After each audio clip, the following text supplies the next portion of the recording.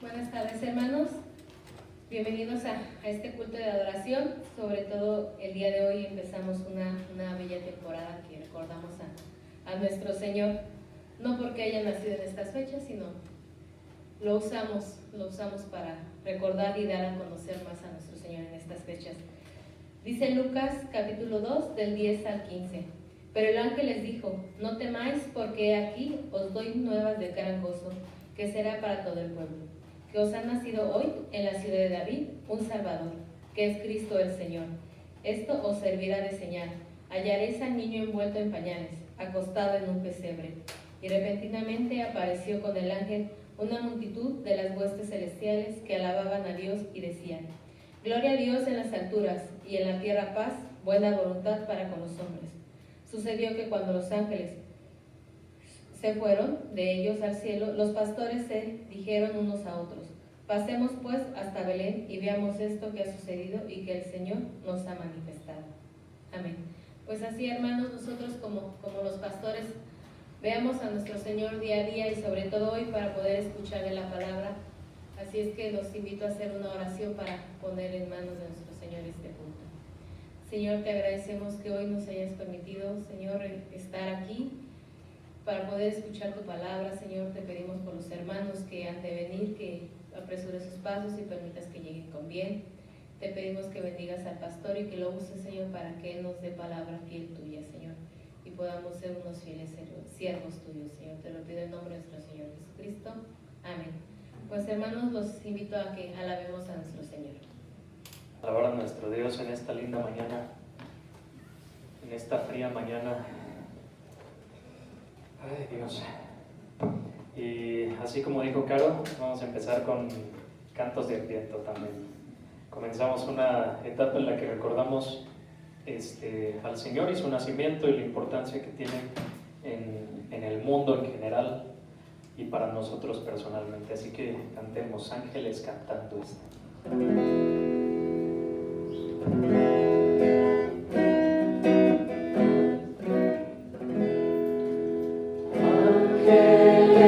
cantando están la dulcísima canción, las montañas suenan como fiel contestación.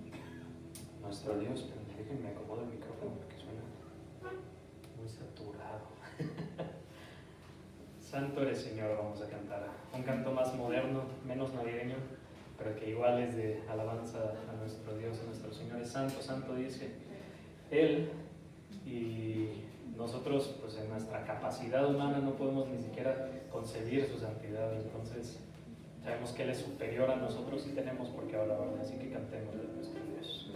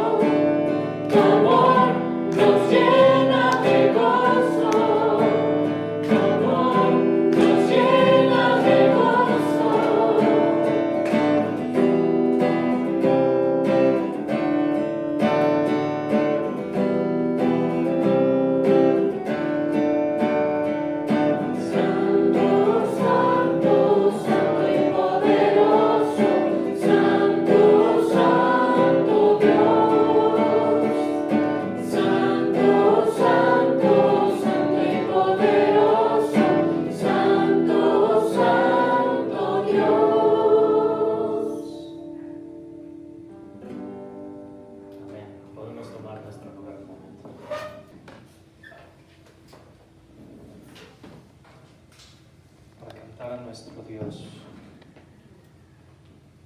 Es Jesús la razón, vamos a cantar un canto de Elí, ¿no? Suena Elí. Un canto lindo que nos habla acerca de que efectivamente Jesús es la razón de la Navidad, ¿no? Ahora sí que se piensa, o más bien se acostumbra, se tiene como la creencia en Estados Unidos aquí, que la Navidad es nada más una fecha de regalos y de, ¿cómo se dice?, compañerismo, pero la razón de la Navidad no son las reuniones familiares, aunque son buenas, no es la comida riquísima, aunque es buenísima, no son los regalos que se reciben, pero sino que es Jesús la razón de la Navidad. Así que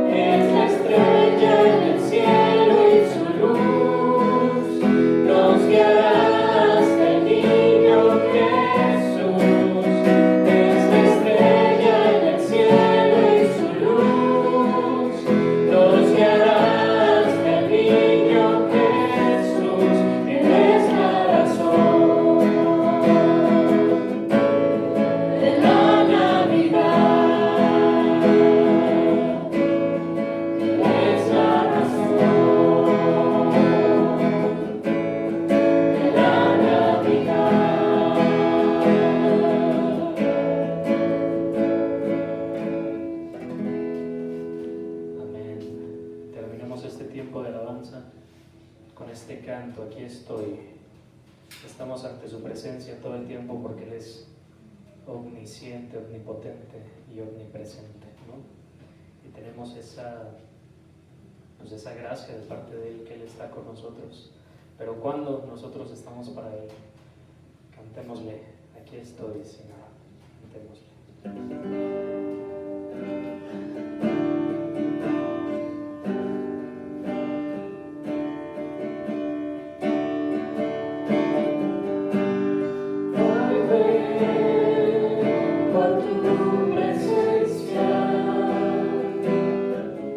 Mis pecados no están ocultos.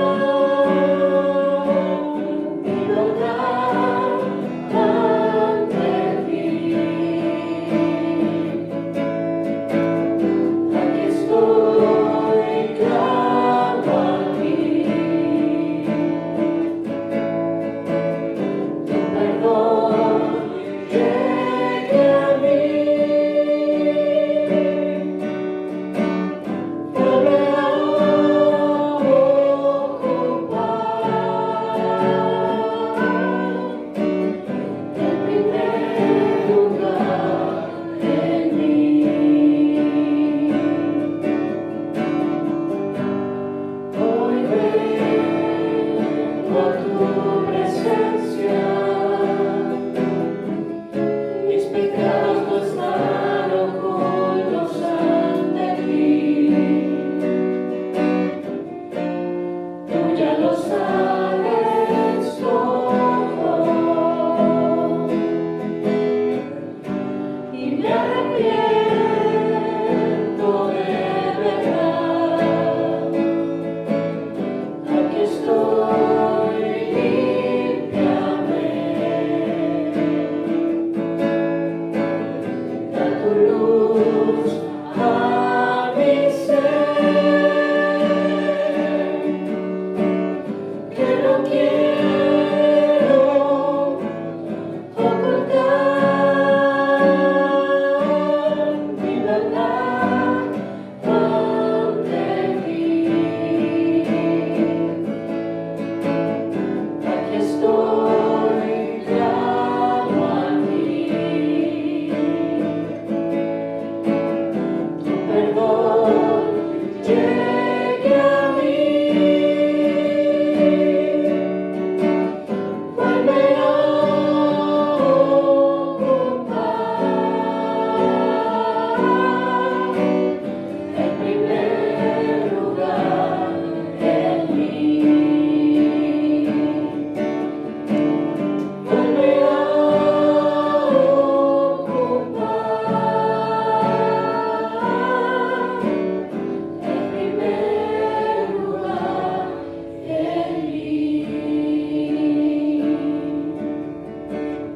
Padre Dios, muchas gracias porque a través de tu Hijo Jesús que viene a nacer entre nosotros es que podemos disfrutar de tu presencia, Señor. Te pido que cada día anhelemos más estar contigo y que podamos aceptar y honrar el sacrificio que hiciste por nosotros. En el nombre de Jesús, amén.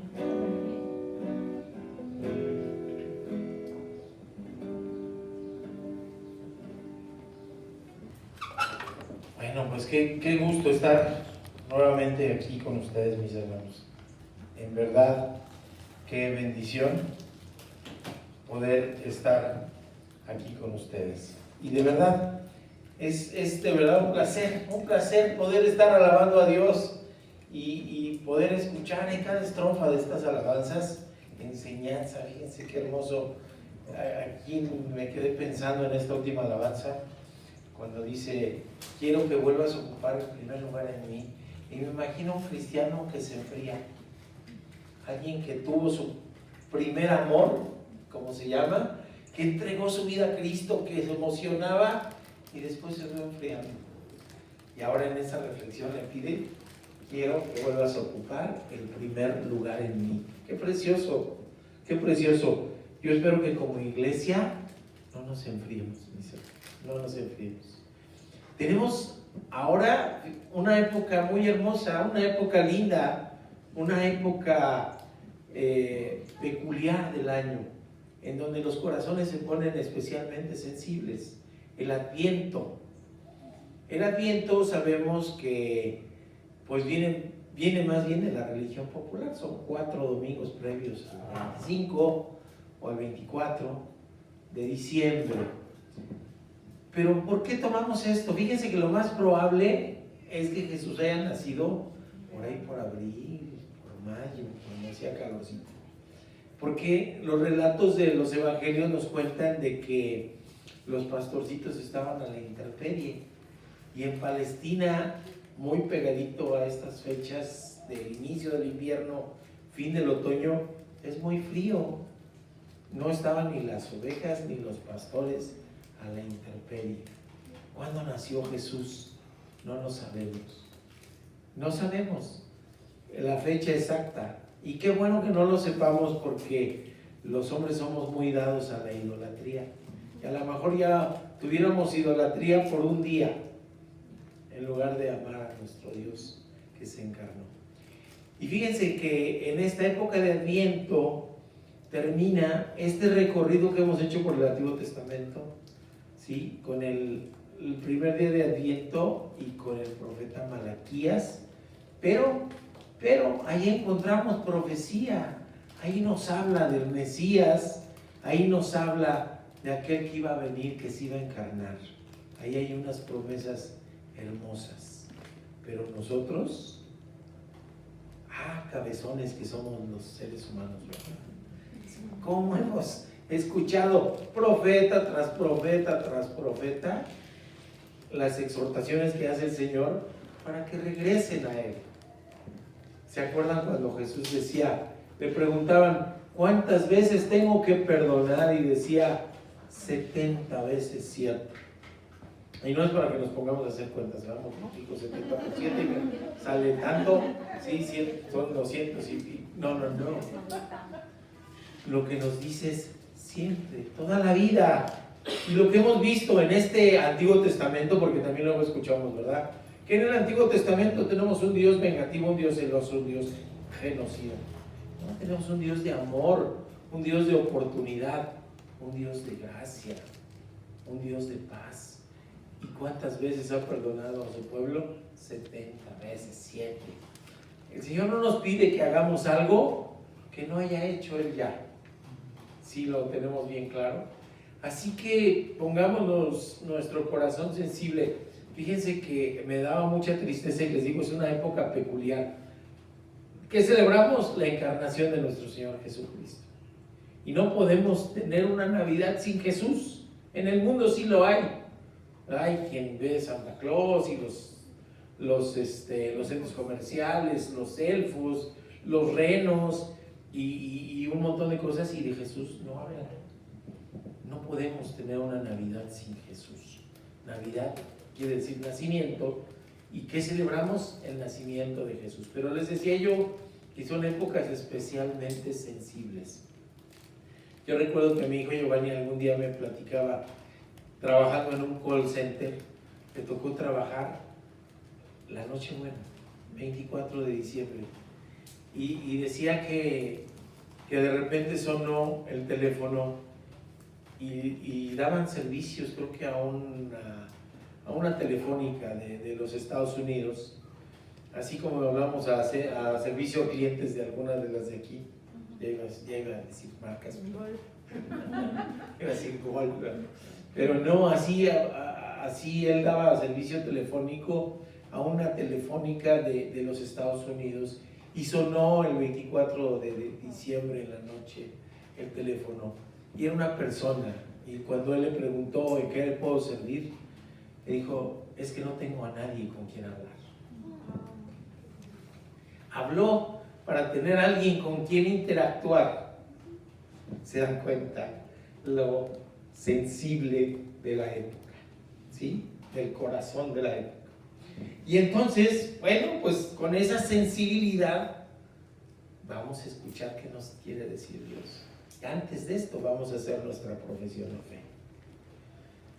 Si tienen una Biblia, mis hermanos, tómenla con la mano derecha, electrónica, eléctrica, en teléfonos, en tabletas, como la tengan, pero ahí está la Biblia, ¿verdad? Y dice, la palabra de Dios contiene este libro, es la verdad que acepto creer, es la enseñanza que me comprometo a seguir y es la esperanza que me atrevo a confesar. Nada me impide recibirla, nadie evitará que la haga parte de mi vida y por ningún motivo dejaré de proclamarla. Estoy aquí para leerla, oírla y vivirla diariamente. Muy bien, pues vamos a ver. ¿Alguien se considera alegón? ¿Alegón? Alegón es que alega y alega y alega y alega. Le preguntan, le dicen y ahí está contrastando las cosas. Sí soy. Entonces sí. Creo que somos alegones todos, ¿verdad? Ella no. Bueno, tiene ciertas virtudes. Déjenme les platico que alguna vez, de aquellos años que daba yo clases en el Politécnico, tenía un alumno muy brillante, tenía una mente muy ágil, era bueno para hablar, pero estaba enfocando, y además líder, estaba enfocando su liderazgo mal, un liderazgo negativo, y estaba llevando a todo el grupo al despeñadero. Y entonces yo recuerdo que hablé con él y le dije, oye, me doy cuenta que eres muy inteligente, me doy cuenta que tienes una agilidad mental bárbara, Me doy cuenta que eres muy elocuente para hablar, pero estás enfocando mal esos dones que recibiste. Es tu talento, pero lo estás enfocando mal. Si tú lo enfocas adecuadamente, verás que va a ser positivo para tu vida. Y me dijo, ¿y en qué se da cuenta de eso? Todavía, porque es alegón, yo le estoy echando flores. Y el alegón me dice, ¿y en qué se da cuenta? Yo te reto. Vamos a tocar un tema ahorita. Improvisamos un debate. ¿En qué? Es en algo en que no seas ni experto tú ni yo, ¿verdad?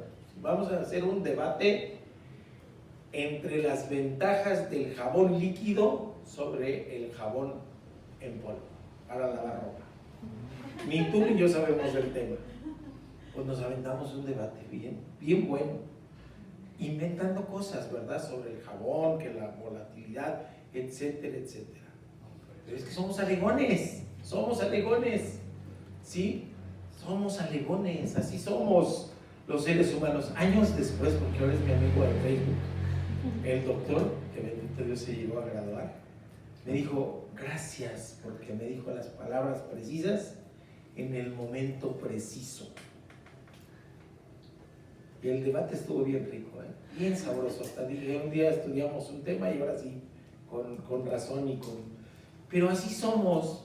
Fíjense que las cosas de un debate, ahorita estamos esperando, ya vienen 3 debates presidenciales, si saben, ¿no? Entre los candidatos, 3 son los que dijo el INE.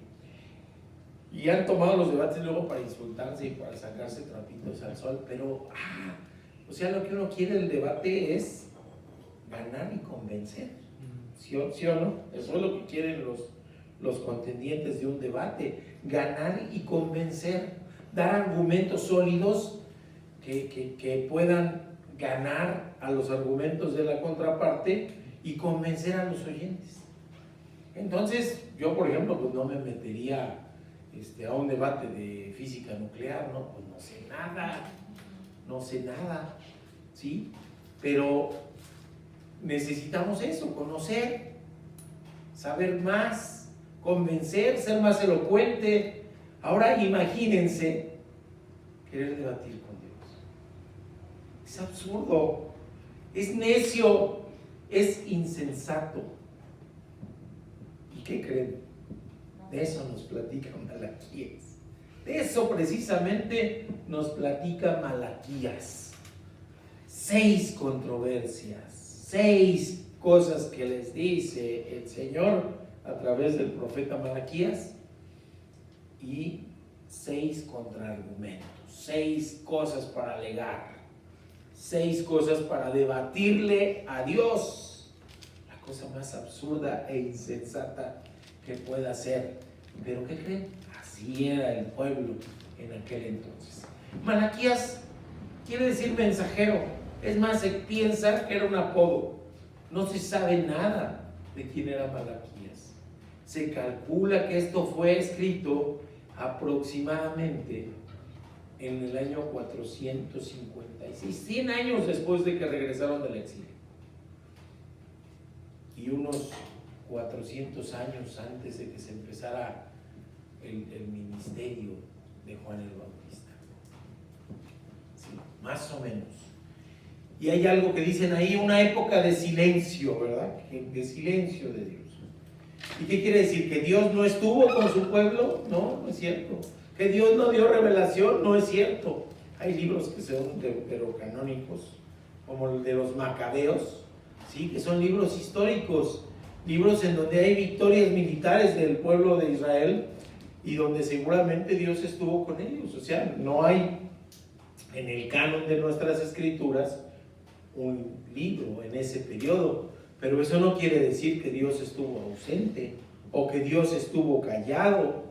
Simple y sencillamente es que no tenemos un libro canónico de ese tiempo, ¿sí? Y que había terminado pues el canon de las escrituras con Malaquías. Así que vamos a orar y vamos a empezar a estudiar esto con esta declaración que podemos hacer. Y no es que Dios sea fiel porque nosotros lo declaramos, ¿verdad? Sino que declaramos nuestra conciencia y nuestra mente de que Dios es fiel, ¿sí? Es diferente una declaración que las declaraciones positivas de otro lado, ¿ok? Entonces tenemos un Dios fiel, tenemos un Dios que ha estado preocupado por su pueblo, tenemos un Dios que ha estado con su pueblo, tenemos un Dios que ama a su pueblo, tenemos un Dios que da oportunidades a su pueblo, una tras otra, tras otra, tras otra, y esta nos las va a contar Malaquías. Así que vamos a orar. Padre bendito, gracias te damos, Señor, gracias por este día, por esta palabra, por esta exhortación que tú haces a tu pueblo en ese momento específico, pero que también, Padre bendito, nos identificamos con ello, porque como humanidad seguimos fallando, Padre bendito, pero tenemos una bendición enorme, Señor. Tú proveíste de una solución definitiva, una solución en donde ya no hay controversia, ya no hay diferencia, ya no hay posibilidad de perderse cuando aceptamos tu solución.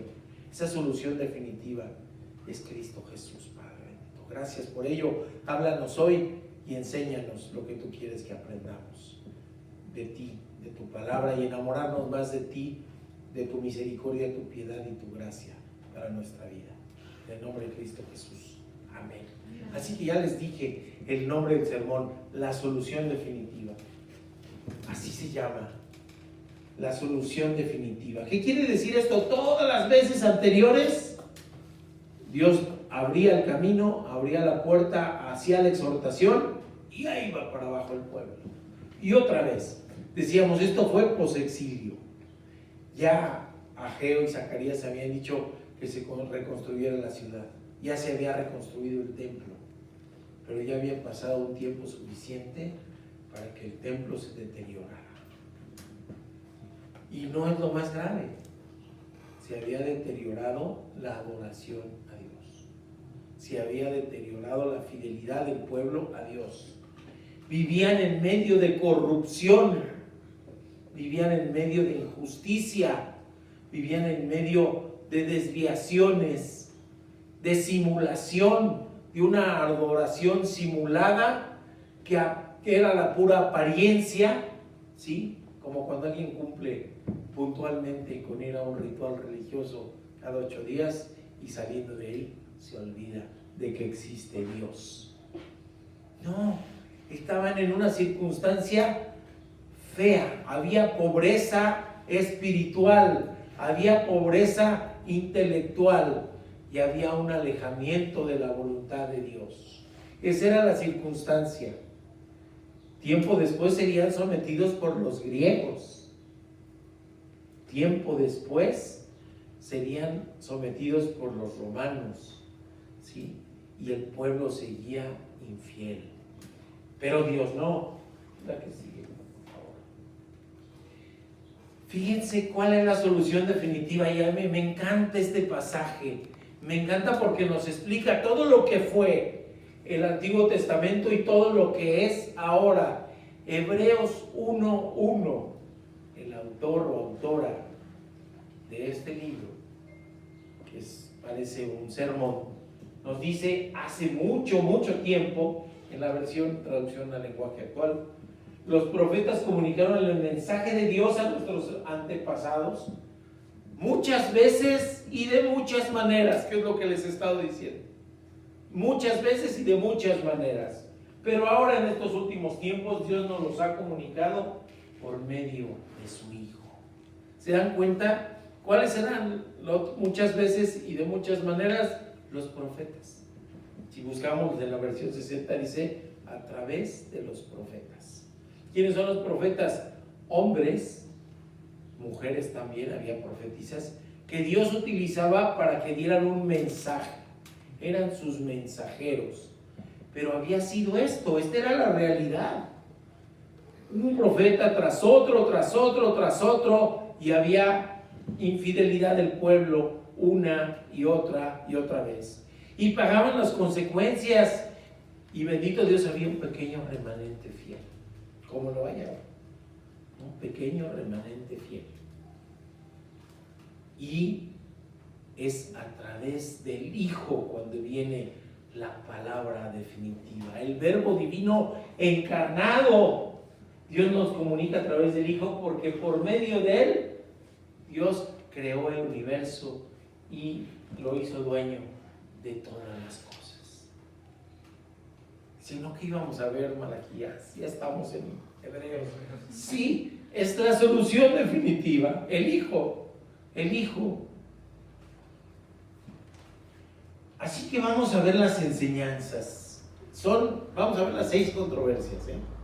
Las 6 controversias, en realidad son 2 enseñanzas, pero en la una tenemos un Dios que ama, un Dios que dialoga. Y le suelta a Malaquías, ¿sí? Así, como dice el Paz, seco, directo y a la cara, ¿verdad? Malaquías da este mensaje. Leí varias versiones, y bueno, tienen incluso entremezcladas varias versiones de la Biblia. Me gustó esta de la traducción al lenguaje actual porque es muy directa y la podemos entender, aunque no hagamos así un exégesis del idioma, pero sí del mensaje, que esa es la parte importante. Sí, nos dice en esta traducción al lenguaje actual, la primer verdad, lo que Dios les dice en verdad. Y les dice: israelitas, Dios los ama. Qué hermoso, Dios los ama. ¿Y cómo ellos contestan? Porque somos alegones, ¿verdad? Los seres humanos. ¿Cómo alegamos? ¿Cómo alegan ellos? Fíjense, están desconfiando de Dios, están desconfiando de la fidelidad de Dios y están desconfiando, ¿sí?, de que Dios esté con ellos, de que Dios permanezca con ellos. Ellos ven su entorno y ven eso que les comentaba, ven pobreza intelectual, pobreza material, ven corrupción, ven injusticia, y lo que dicen es: Dios no cumple. Dios no cumple. Así que el contraargumento es: ¿y cómo nos demuestra el amor? ¿Y cómo nos demuestra el amor? Entre las parejas se dice, ¿verdad? Hechos son amores y no buenas razones. Porque, como somos buenos también para justificarnos. ¿Sí? Y a veces nuestros hechos se pelean con nuestra palabra. Nuestros hechos no son congruentes. Te digo te amo, pero cuando te veo casi te pateo como al perro. ¿Sí? Y entonces eso es lo que llega a ocurrir. ¿Cuál es la controversia real entonces? Entre el amor verdadero y la falta de identidad. Si yo logro asumir mi identidad de hijo de Dios, me tengo que entregar completo. No puedo entregarme a medias tintas a Dios. No puedo. Es incongruente. Él dice: yo te amo. Y Él nos dice en los hechos: te amo hasta dar mi vida por ti. ¿Se dan cuenta? Por eso Dios no pide algo que no haya dado Él. Él dio la vida por nosotros. Él vino a dar la vida para salvación y perdón de los pecados, porque en su sabiduría dijo: estos cabezones no pueden solos. No pueden solos. Así que la controversia es entre el amor verdadero, el amor de Dios, y la falta de identidad. ¿No me identifico como hijo de Dios? Dudo. Y fíjense cómo dice: Dios los ama. No dice Dios te va a amar. No es un amor condicional. Iba a decir incondicional, pero no, es condicional. Dios no dice: te voy a amar si te portas bien. Te voy a amar si mandas tus semillas abundantemente. Te voy a amar si eres obediente. No dice: te voy a amar a futuro. Ni tampoco dice: te amé y ya no te amo. Ni tampoco dice: es probable que te ame. Él dice: te amo Y en el idioma original es algo continuo. Es un amor intenso y permanente.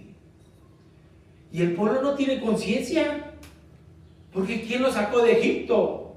Dios, el imperio más poderoso. ¿Quién abrió las aguas del mar? ¿Quién abrió el río? ¿Quién les dio de comer durante 40 años? Dicen que absurdo hubieran pasado en medio mes de camino ese tramo. No, era mostrar el amor de Dios y preparar las cosas porque Él es el dueño de los tiempos. Pero si su pueblo iba a estar en el desierto, le sustentó con el maná, le sustentó con codornices, y nadie murió de sed en el desierto. ¿Se dan cuenta? Hechos son amores y no buenas razones. Así que Dios lo que hace es precisamente hablarles de la historia. Les dice: yo te amo y te he amado intensamente y permanentemente te he amado. Por eso la respuesta que Él da, que cuando uno la lee así como dice, ¿y esto qué tiene que ver? La que sigue, por favor. ¿Qué le responde? ¿Qué le responde Dios? Recuerden, yo preferí a Jacob que a Esaú. Por ahí estaba escuchando una predicación de una iglesia, creo que de Honduras o de El Salvador, sobre este tema, y decía: ya ven cómo los calvinistas tenemos razón. Dios escogió a unos para salvación y a otros para perdición. No, el Dios en que nosotros creemos es un Dios de oportunidades. A todo mundo le dio la oportunidad de la salvación. ¿Qué pasó? Que Esaú prefirió un plato de lentejas que la primogenitura. Prefirió ser omiso en la adoración a Dios. ¿Se dan cuenta? Es Él el que escogió. Los edomitas, que son sus descendientes, ¿sí?, prefirieron adorar a dioses ajenos. Ellos son los que se separaron de Dios. Y ese remanente de ese hombre que era tramposo, y así lo decía su nombre, que debía decir tramposo, Jacob, o también el que agarra del calcañar, del talón, porque así nació, agarrándole el pie al hermano para no dejarlo salir, ¿sí? Ese hombre que se transformó en Israel, de ahí se deriva el pueblo de Dios. Y le dice: sí, desde entonces yo te amé. Convertí en desierto la tierra de Esaú, que era una región montañosa, y ahora solo viven chacales. Los descendientes de Esaú intentan reconstruir su país, y yo les aseguro que yo lo voy a volver a destruir. ¿Por qué? Porque ellos se habían alejado de Dios, no porque no hayan tenido oportunidad de amar a Dios y de convertirse a Dios, pero ellos se alejaron y tienen las consecuencias de lo que sufrieron. ¿Ok? Yo les aseguro que volveré a destruir lo que ellos construyan. La tierra de Esaú será conocida como el país de la maldad, y su pueblo será conocido como el pueblo con el que Dios siempre está enojado. Y en esta época estaba muy cerca de desaparecer. No hay ningún descendiente de los edomitas. Hay unas ruinas muy padres por ahí. Y dice uno: ¿cómo es que fueron vencidos si están viviendo entre la roca?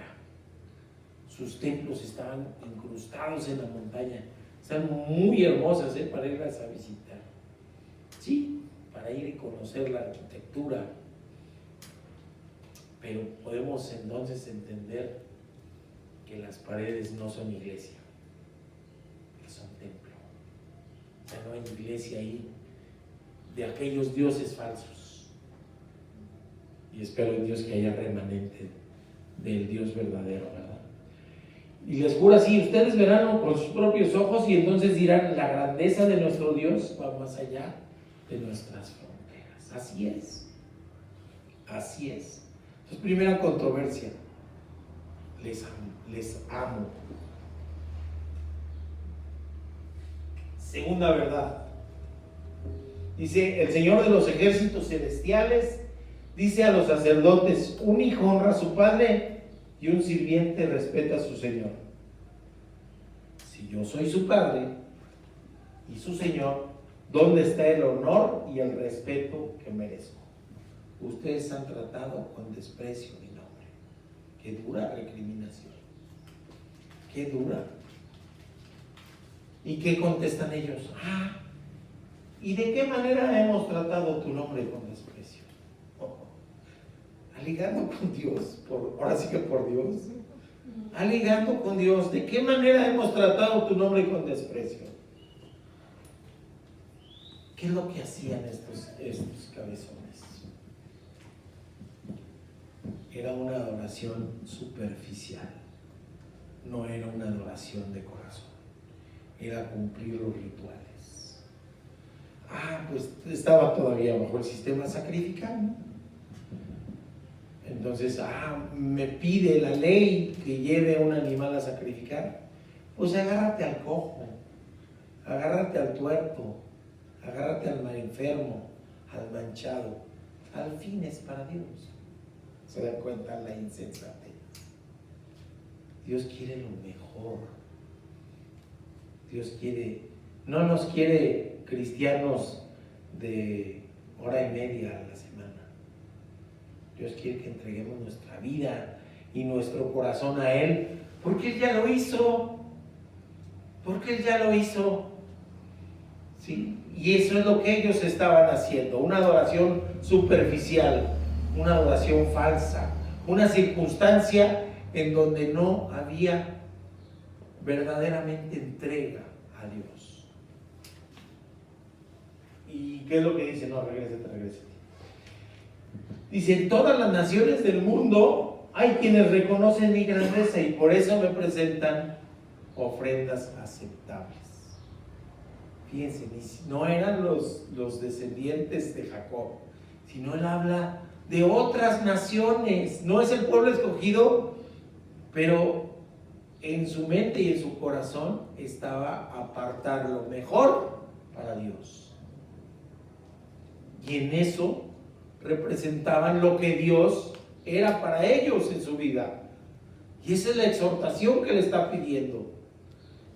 ¿Qué es Dios para nosotros? ¿Qué es Dios para nosotros? Para los ateos, un invento del hombre. Para los inconversos, el Hijo de María. ¿Quién es Dios para nosotros? El Todopoderoso, el Alfa, el Omega, el Creador del universo, del mundo, aquel que se despojó de su grandeza, de su gloria, y que vino a entregar su vida en la cruz del madero. ¿Para qué? Para perdón de los pecados y para vida eterna. De usted, mi hermana, de usted, mi hermano, de todos y de cada uno de nosotros. Ese es Dios. Ese es Dios, y a quien tenemos que entregarle lo mejor de nuestra vida, en quien tenemos que confiar, en quien tenemos que entregarle lo mejor que tenemos, nuestras ganas, nuestros anhelos, aquel a quien confiamos, el único a quien doblamos rodilla, al que adoramos en exclusividad, porque en exclusividad es nuestro único y suficiente Salvador.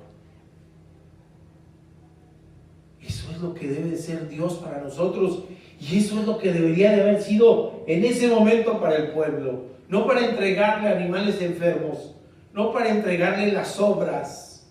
¿Y qué sucede ahora? Que somos alegones, que a veces no tenemos conciencia siquiera de nuestra propia pecaminosidad, de que estamos caminando tomados de la mano del mundo, y por eso surgen teorías y filosofías humanistas disfrazadas de cristianismo. Por eso surgen ideas en donde el ser humano se quiere poner por encima de Dios o igualar a Dios. Por eso surge una cosa que se llama la homolatría, que es la amar al ser humano. Y por eso escuchamos hoy: tú puedes, tú lo lograrás, en tu boca hay poder. ¿Sí me explico? Porque le queremos regatear a Dios quién es Él. y querernos asumir como Dios. Hay hasta un libro que se llama Homo Deus, que en latín quiere decir el hombre Dios. ¿Sí? Son teorías actuales. El humanismo lo que hace es tratar de quitarle a Dios su prominente y real lugar, que es ser el centro de la vida. Y entonces, ¿qué le damos a Dios en ese concepto? Las obras de tiempo, las obras en adoración, las obras de alabanza. Me acuerdo de él cada que me invitan a una fiesta, ¿verdad? Que se casa un primo, que se bautiza un nieto, ¿qué es Dios? Debe llenar todo, debe ser lo máximo para nosotros, nuestro refugio, nuestra fortaleza, nuestra sombra ante el sol que quema y nuestra agua de vida para no morir de sed, nuestro pan de vida, nuestra agua viva. Y entonces sí, que vengan las circunstancias que vengan, nos ceñimos a esto, en amar a Dios, en confiar en Dios y en adorar a Dios. No es un Dios de obras, es un Dios de amor, de misericordia, de piedad, que merece no el primer lugar, sino el único lugar en nuestro corazón, que todo lo demás, incluyéndonos nuestras relaciones personales, familiares, laborales, todo lo demás vendrá por añadidura. Por eso es deseable fundar familias en torno a Dios, por eso es deseable criar hijos en torno a Dios, por eso es deseable vivir en torno a la voluntad de Dios, porque no es un Dios de obras. Y se dan cuenta la insensatez. ¿En qué no hemos dado gloria y honra a tu nombre? En que no lo ponían en el primer lugar, en que era mejor la cuestión económica, la injusticia contra los huérfanos, contra las viudas, contra los extranjeros, en donde solamente, y pareciera cualquier cosa parecida con la actualidad, no es mera coincidencia, es la humanidad otra vez ayer, ¿sí? Parece que no ha pasado tiempo, pero es del mismo tema. Tercera y cuarta verdades. Los hijos respetan a los padres, los esclavos a sus hombres, pues yo soy tu padre y su amo, y sin embargo, ustedes los sacerdotes no me respetan. Ahora sí, tómala, directo con los descendientes de Leví, directo con ellos. Oye, van a decir, bueno, esa no me toca, ¿verdad? Esa no me toca. A lo mejor le toca al pastor, a lo mejor le toca a los ministros, no, ¿qué creen? ¿Se acuerdan cómo nos dice la palabra? Pueblo no formado aún, y luego nos dicen real sacerdocio, nos dice en la primera carta de Pedro. ¿Sí? En el mundo popular le llaman sacerdote a un ministro de una religión, pero acá nos dicen sacerdotes somos todos. Todos tenemos que acceder a la palabra de Dios, todos tenemos la posibilidad de comprenderla a través del Espíritu Santo en nuestra vida, y todos tenemos la obligación de compartirla. Así que dicen, pues entonces sí me toca, sí me toca, por supuesto. Me tratan, dice esa versión, como si no valiera nada. ¿Se imaginan los encargados de la palabra, los encargados de la liturgia, es decir, de los rituales, tratando a Dios como si no valiera nada? Por eso estaba como estaba el pueblo, sumido en la injusticia, sumido en la corrupción, sumido en todo eso. Y entonces, ¿cuáles los alegatos? ¿Por qué nos acusa Dios? ¿Cuándo le hemos faltado al respeto? ¿Cuándo lo hemos ofendido? ¿Se dan cuenta? Debatiendo con Dios como si Él no supiera lo que hay en el corazón de todas y de cada una de las personas, como si no pudiéramos engañar. Es que somos alegones, así de por sí. Y luego no tenemos ningún argumento, ¿verdad? Ninguno. Y aún así, ahí vamos con nuestra boca bien facilita, ¿verdad? Decían de un señor que tenía problemas de alcoholismo, que llegaba a su casa y la mujer le recriminaba y él alegaba, no tenía ninguna razón ni ninguna justificación, pero él alegaba. ¿Ya te viste cómo llegaste? No, por eso trato de evitar los espejos. Oye, mira nada más cómo vienes, pues ¿de dónde vienes? Ni me acuerdes porque me regreso. ¿Sí lo han escuchado eso? ¿Sí? Oye, tú quedaste de llegar temprano. Pues sí, antes de las 7 de la mañana es temprano. ¿Sí? Oye, tú me prometiste que nada más ibas a tomar 3 copas. Pues sí, la de Rusia, la de Qatar y la que viene, después de 12 años de... ¿Sí me explico? No hay justificación y aún así, ahí estamos, alegue. Y el Señor les dice, aquí sí, a los sacerdotes, a los descendientes de Leví, les dice, oye, tú eres el que está encargado de esto y me tratas como si no valiera nada. Qué grave. Esa se repitió, pero sí. Y les dice, si todos nosotros nos creemos solo Dios, si esto es así, ¿por qué nos engañamos los unos a los otros? Fíjense, es interesante. Este parece un diálogo entre las personas. Oigan, a todos nos creemos solo Dios. Y es cierto, ¿verdad? Todo el mundo dice, oye, no, pues yo soy creación de Dios. Pero no todos somos hijos de Dios. ¿Quién es el que es hijo de Dios? El que acepta a Cristo como su Señor y Salvador, nos dice Juan 1:12. Ahí nos dice aquellos que tuvieron la potestad de ser hijos. ¿Y en qué momento nos convertimos en hijos? Cuando aceptamos a Cristo. Y entonces sí, ya soy hijo, pero, perdón, criaturas, todos. Dice, ¿por qué no cumplimos con el pacto que hizo con nuestros antepasados? O sea, ellos están en la inconsciencia total. Ellos no consideran que pequen. Ellos no consideran que necesiten siquiera de Dios. ¿No han escuchado cuando le quieren compartir la palabra a alguien y les dice, pues yo ni he matado a nadie, ¿verdad? Yo soy bueno, yo de veras sí pago mis impuestos.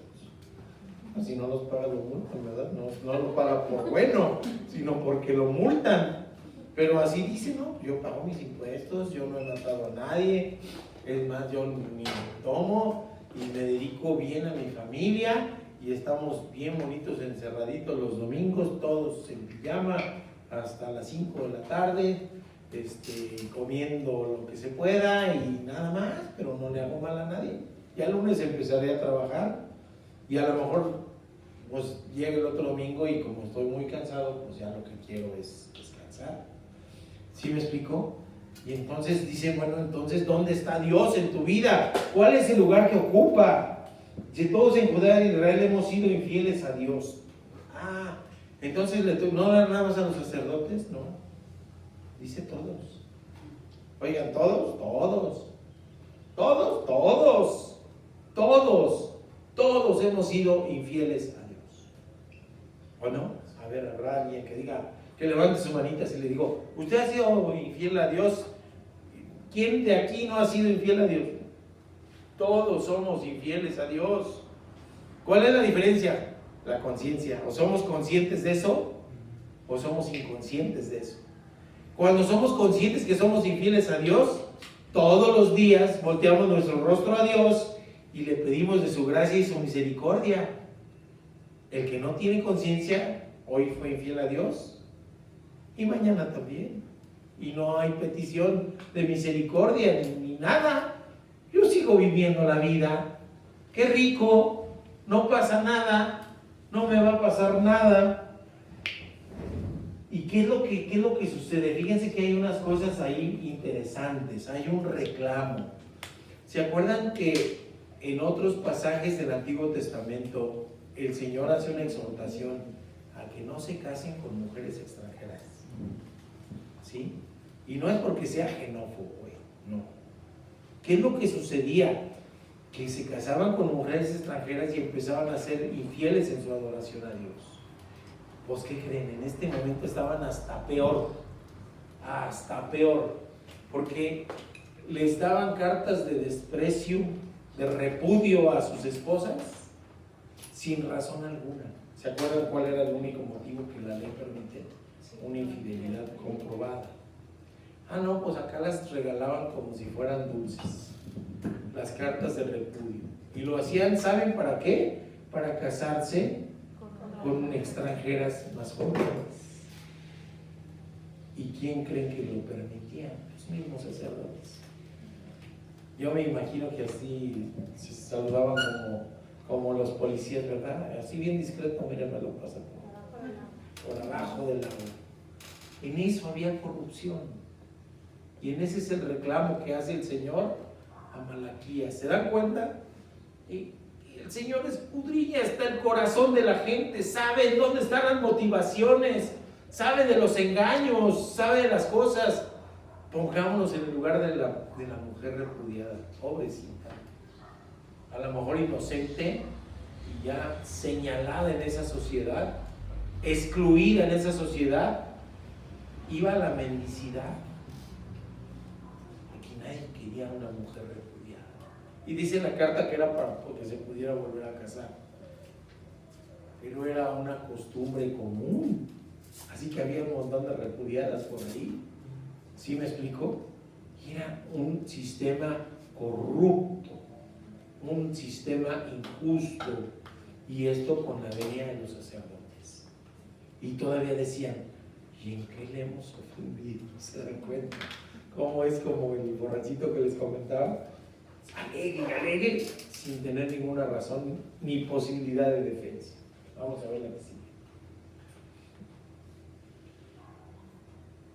Cuarta verdad. Desde los días de vuestros padres os habéis apartado de mis leyes y no las guardaste. Volveos a mí y yo me volveré a nosotros. Ven el Dios amoroso. Ven el Dios de oportunidades que les dice, oye, voltea tu rostro hacia mí y yo voy a estar contigo. Yo te voy a bendecir. Y si a pesar de cómo estaban ahí viviendo, les ha dicho Jehová de los ejércitos. ¿Y cuál es la respuesta? Pues ¿en qué devolver? Ya yo estoy bien, ¿no? O sea, no sé tú qué ves, Señor. No sé qué es lo que tú estés viendo, pero yo, mira, estoy a todo dar, no tengo nada que modificar en mi vida. Estoy bien. No tomo decisión por ti, porque no lo necesito, ¿se dan cuenta? ¿En qué me devolver? No tengo conciencia de mi infidelidad, no tengo conciencia de mi pecado, no tengo conciencia de la corrupción, no tengo conciencia de la injusticia y no tengo conciencia de mi dependencia a Dios. Soy autosuficiente, yo puedo, yo las puedo. No, hombre, ¿a qué me exhortas? No, yo no necesito eso, yo ya lo hice, yo ya me libré de muchas cosas. Yo puedo, yo he podido y yo podré. ¿Para qué me voy a volver? ¿Para qué me voy a volver a Dios? ¿Se dan cuenta? Y entonces, cuando uno ve eso, cuando uno escucha ese tipo de respuestas, dice, híjole, qué alejado estás de Dios. Qué alejado estás de Dios. Qué necesitado estás de Dios. Y en esa autosuficiencia, lo único que demuestras es una debilidad enorme. Y si tú pudieras voltear tu rostro a Dios, vas a ser bendecido. Y entonces te va a guiar, y entonces te va a cuidar, y entonces te va a proteger. Y entonces, siendo débil, entonces eres fuerte. Nos dice la palabra de Dios. ¿Sí se dan cuenta? Y lo mismo sucede con cosas específicas. En la lección de venir y ver 3, ¿verdad? Que estamos viendo 3. El baile, el ejercicio y un montón de cosas que por sí mismas no son malas cuando las ponemos delante de Dios. Entonces sí se convierten en un problema. Necesitamos volvernos a Dios y que todos los beneficios de todo lo demás sea bajo la guía de Dios. Ay, entonces sí, porque es infinitamente sabio. Así sí puedo vivir y así sí tengo esperanza de vivir y de que mi vida sea fructífera, que dé frutos en el Espíritu Santo, que dé frutos de replicar el cristianismo. Entonces sí, pero tengo que entregarme completo y vivir completamente con Cristo en mi rostro y en mi vida. Veamos la que sigue. La quinta verdad. Dice, ¿quién podrá robarle a Dios? Este es de lo más conocido, ¿verdad? De lo más conocido. ¿Quién podrá robarle a Dios? Pues ustedes me han robado, dice así. Ustedes me han robado. Y me gustó esta versión, porque se oye bien feo, ¿verdad? Cuando dicen fraude, es un delito sin violencia, ¿verdad? Enriquecimiento ilícito, ¿no? Pues los valores del mundo. Yo no quiero que me den, nomás que me pongan donde hay. ¿Sí lo han escuchado? Sí, así eran los políticos, ¿no? Decían, yo no quiero que me den, nomás que me pongan donde hay. Y decía uno, que no me acuerdo, un político pobre es un pobre político. Así decía Carlos Jaime González. Eran dichos que nos mostraban pues, que en su corazón me han robado. Así que sí, no es no es algo suavecito, es me han robado. ¿Y robar qué es? Quitar lo que a alguien le pertenece. Así que Dios está diciendo, me han robado, no a medias tintas. Y ellos dicen, ¿cómo está eso de que te hemos robado? ¿Cómo está? ¿Cómo puede ser que le podemos robar a Dios? ¿Cómo puede ser? Pásame lo que sigue, por favor. Pues me han robado en sus diezmos y en las ofrendas.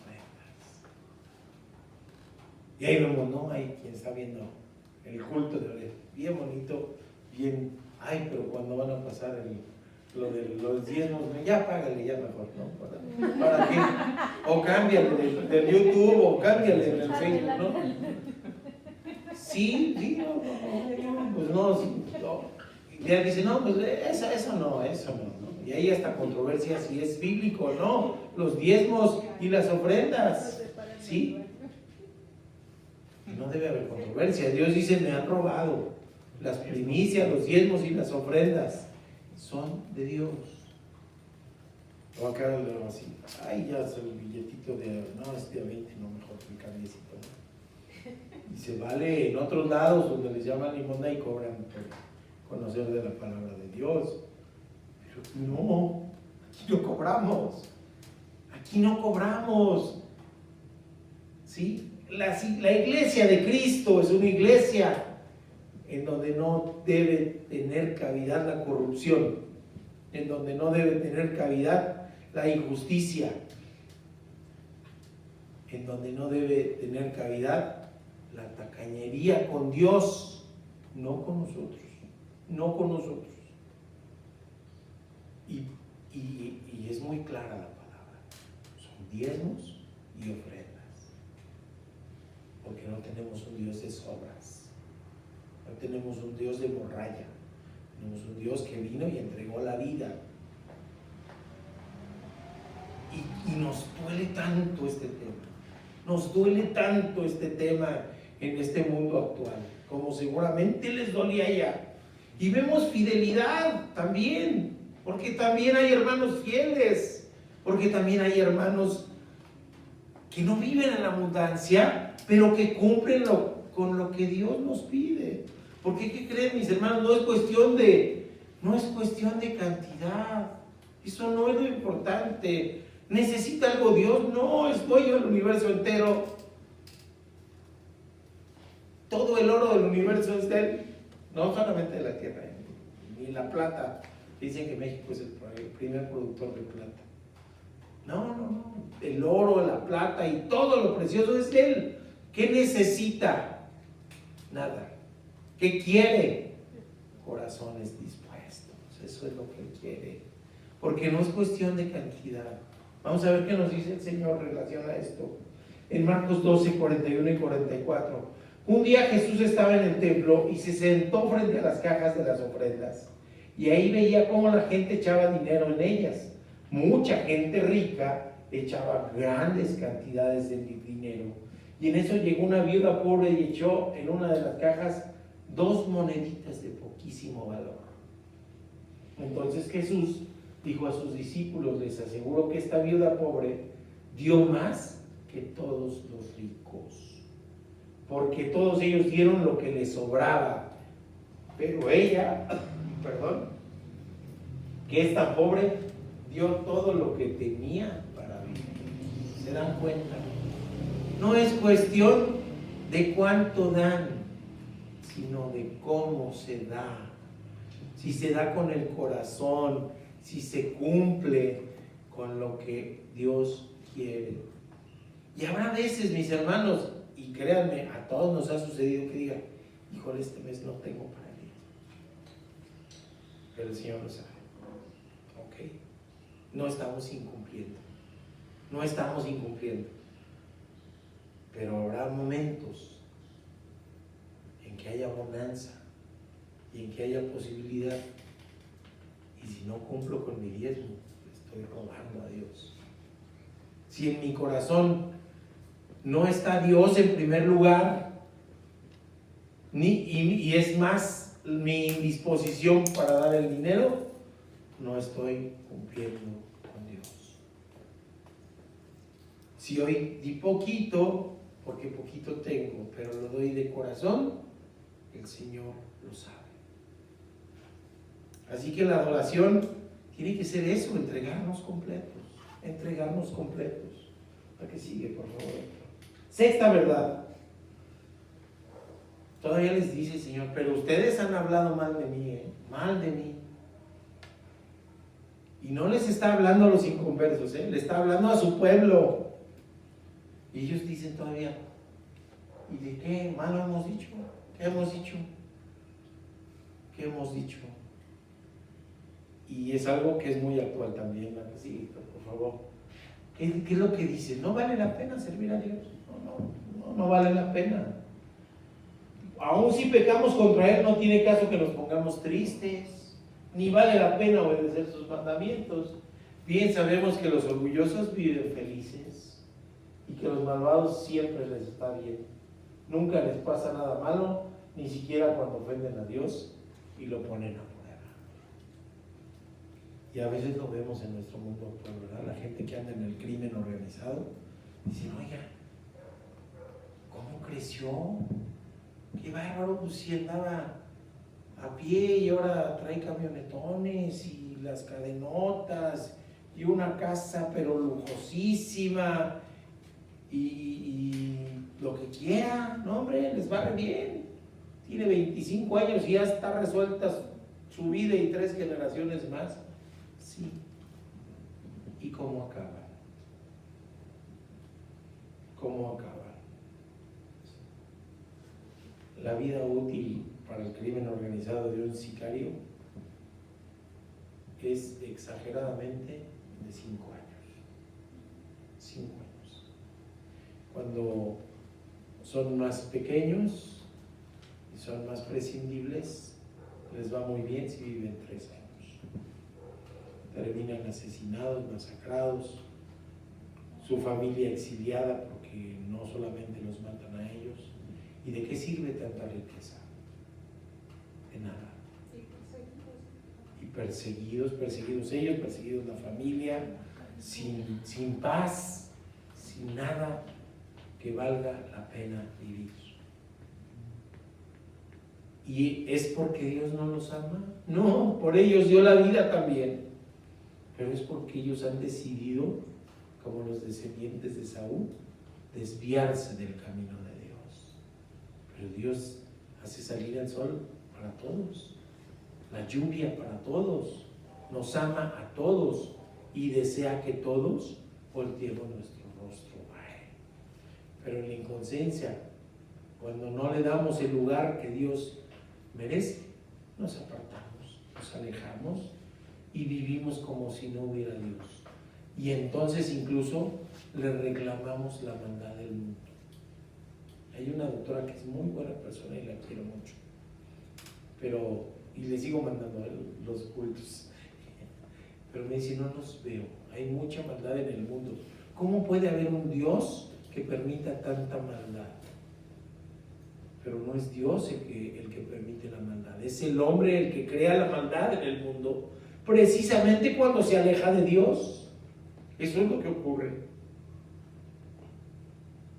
Y entonces volvemos a lo mismo. ¿Cuál es la solución para la maldad del mundo? Dios. Dios. Alguien que tiene a Dios en su corazón no hace las cosas que hacen la gente que no lo tiene en su corazón. Y en eso hemos hablado mal. Sí, no, pues no hay Dios. O es un invento. ¿Sí? Y menospreciamos a Dios. Y en eso, como generación, como habitantes de este mundo, hay mucho que trabajar para que gente salga de eso y que vengan a los pies de Cristo. A ver, vamos a ver qué sigue.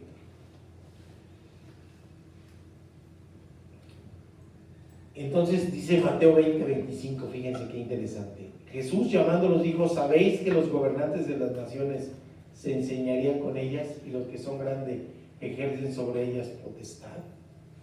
Está hablando, les acaba de anunciar su muerte y llega la mamá de los Boanerges. Le dice, oye, Señor, te quiero hacer una petición. Así estoy hablando muy coloquial, pero me imagino que así fue. Cuando estés en tu reino se puede sentar uno de mis hijos a tu derecha y otro a la izquierda. Esa era la petición. Se dan cuenta que hay en el corazón de ella, el corazón de madre que quiere lo mejor para sus hijos. Lo mejor es estar con Cristo, ¿no? Pero le dice, no es potestad mía. Y después va con los discípulos y les habla de esto y les dice, oigan, ese concepto está equivocado, ¿no? Los políticos, los prominentes, los potentados, sí se enseñorean, ¿no? Ellos sí andan. ¿Por qué? Porque esa es su paga. Está en el mundo lo que ellos anhelan y lo que ellos reciben. Pero nosotros, fíjense el contraste, nosotros no. Les dice, mas entre vosotros no será así, sino el que quiera hacerse grande entre vosotros será vuestro servidor. Y el que quiera ser el primero entre vosotros será vuestro siervo, como el Hijo del Hombre no vino para ser servido, sino para servir y para dar su vida en rescate por muchos. Oiga, si Jesús vino a servir, ¿por qué a veces andamos de petulantes algunos? No es malo, pero la verdad, petulante no es tan fea. Bueno, medio fea, pero sí andamos de creíditos y a veces no queremos servir. Y dice el dicho, el que vino al mundo y no sirve, pues no sirve. Ok, el Señor nos exhorta a servir, nos exhorta a servirle. A eso venimos, a servir. Y lo podemos hacer todos, en la escuela, en el trabajo, en todos lados podemos hacer las cosas de una manera diferente, distinta. Servir es lo que Dios nos llama. La que sigue, por favor. Y entonces viene, mis queridos hermanos, la solución definitiva. ¿Qué es lo que estamos celebrando en esta época de Adviento? Ya el Señor les había hablado muchas veces y de muchas maneras a través de los profetas. Y después dijo, esto no entiendo. ¿Qué voy a hacer? ¿Cuál es la solución definitiva? ¿Qué es lo que celebramos en esta época de Adviento? Que no coinciden las fechas, no importa. Lo que celebramos es que el Señor se encarnó. Dejó su trono y vino a caminar entre nosotros, a nacer débil y dependiente como un bebé, ¿sí? A nacer no entre palacios, sino entre estiércol y paja. No con cuna de oro, sino una cuna de madera en donde los animales comían. Porque se despojó de su gloria y vino a ser uno como nosotros. Y por eso anuncia Malaquías, yo envío a mi mensajero que preparará el camino delante de mí. Fíjense qué interesante, para aquellos agrupaciones religiosas que dicen que Jesús no es Dios, está anunciando en ese pequeño párrafo al mensajero que vendrá delante de mí, está diciendo Jehová, delante de Dios, y ese mensajero es Juan el Bautista. Y vendrá súbitamente a su templo el Señor a quien vosotros buscáis, y el ángel del pacto.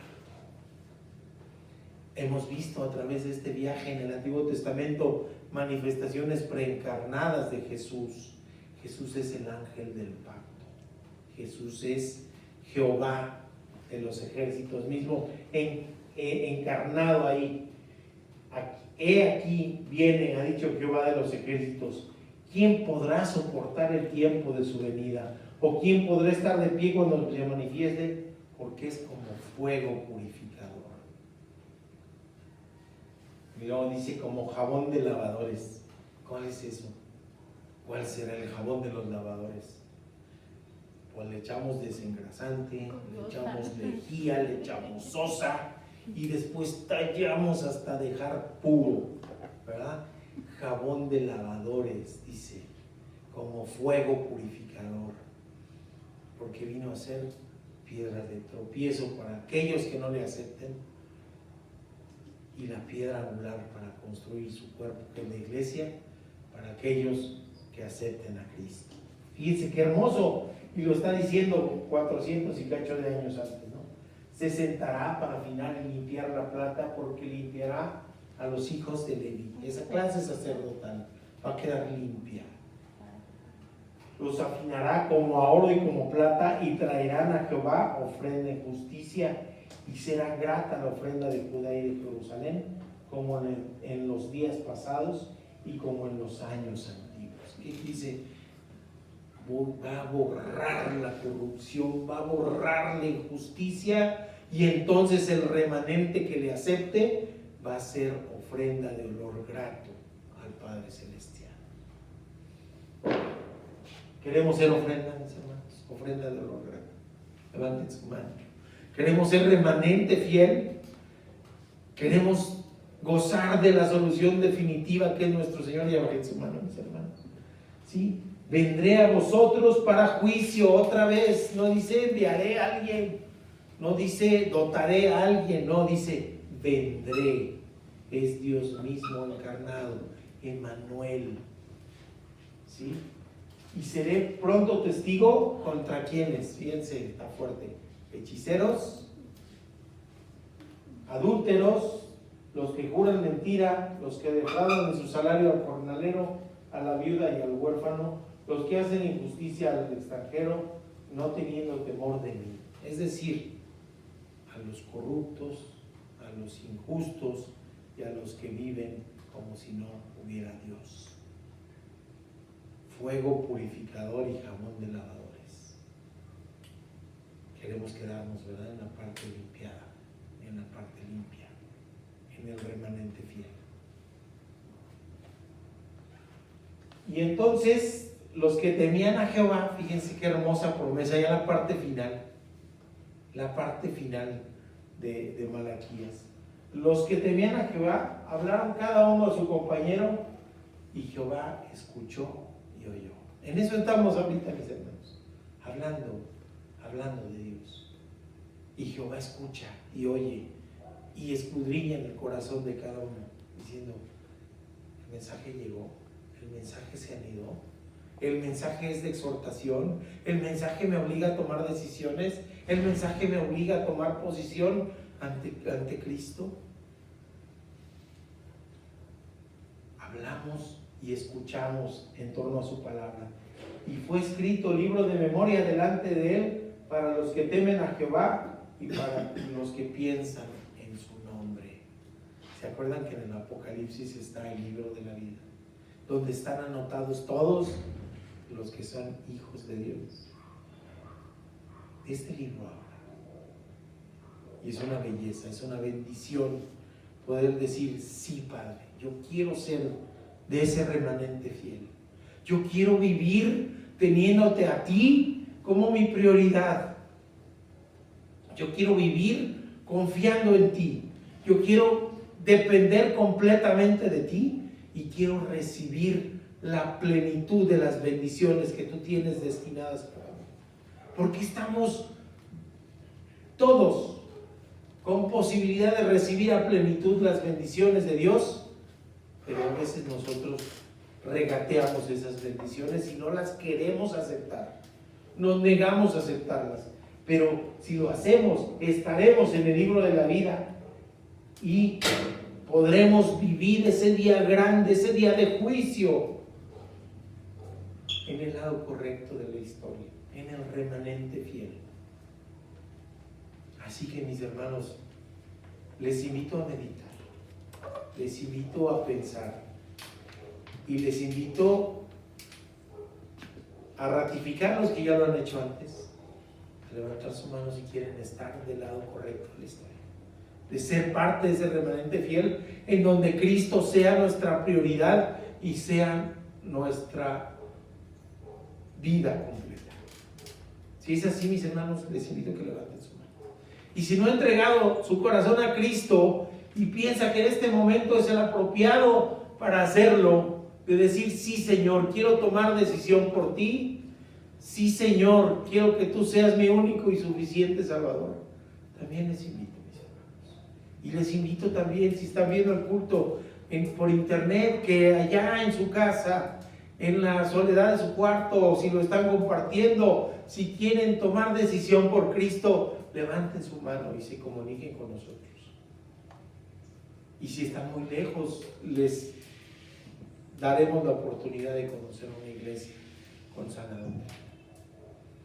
Así que, mis hermanos, bendito Dios por los que levantaron su mano. Gracias a Dios que dicen: yo quiero que esta celebración que se acerca del nacimiento de Jesús tenga sentido para mi vida.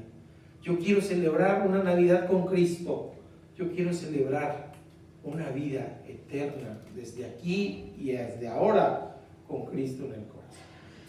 Bendito Dios por todos ustedes. Vamos a orar, mis hermanos. Padre bendito, gracias te damos. Gracias por tu palabra hermosa. Gracias por este viaje a través del Antiguo Testamento. Gracias porque en todos los libros de la Biblia, desde el Génesis hasta el Apocalipsis, encontramos a nuestro Señor Jesucristo. Gracias por las decisiones que nos llevas a la exhortación, Padre bendito. Gracias por tu palabra hermosa. Gracias por todas las bendiciones que recibimos cotidianamente. Incluso en la tribulación podemos ver tu mano poderosa actuando. Gracias. En el nombre de Cristo Jesús. Amén. Nunca abandonaremos a nuestro Dios, jamás seguiremos a otros dioses. Josué 24. Alabemos, mis hermanos, para despedirnos. Que Dios les bendiga. Perdonen.